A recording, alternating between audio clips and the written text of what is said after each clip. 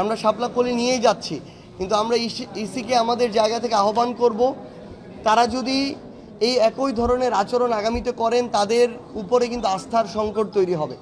আমরা চাই তারা সর্বোচ্চ নিরপেক্ষ এবং সুষ্ঠুভাবে তাদের যে প্রতিষ্ঠানের স্বাধীন যে একটা সাংবিধানিক অবস্থান সেটা যেন বজায় রাখে।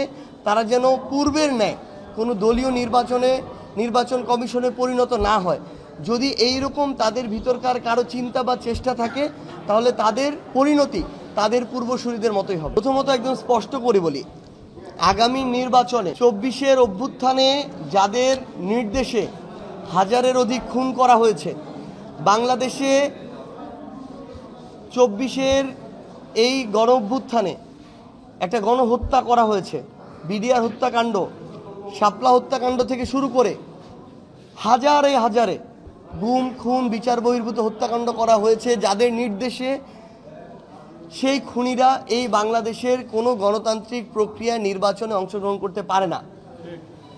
তারা বাংলাদেশের গণতন্ত্র বিরোধী এবং তারা বাংলাদেশের অস্তিত্ব এবং সার্বভৌমত্ব বিরোধী।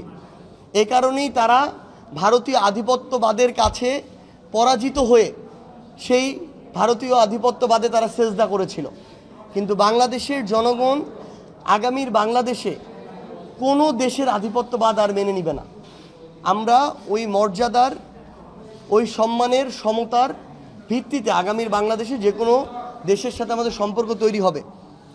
আওয়ামী লীগ এবং তাদের যারা দোসর জাতীয় পার্টি, তাদেরও আগামী নির্বাচনে অংশগ্রহণ করার কোনো অধিকার নেই।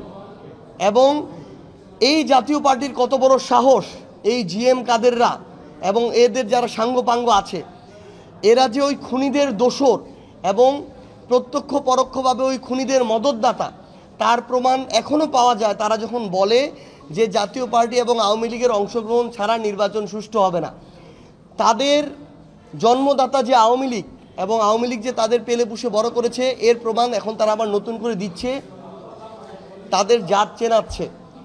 এই খুনিদের আগামীর বাংলাদেশের কোনো নির্বাচনে অংশগ্রহণ করার কোনো অধিকার নেই।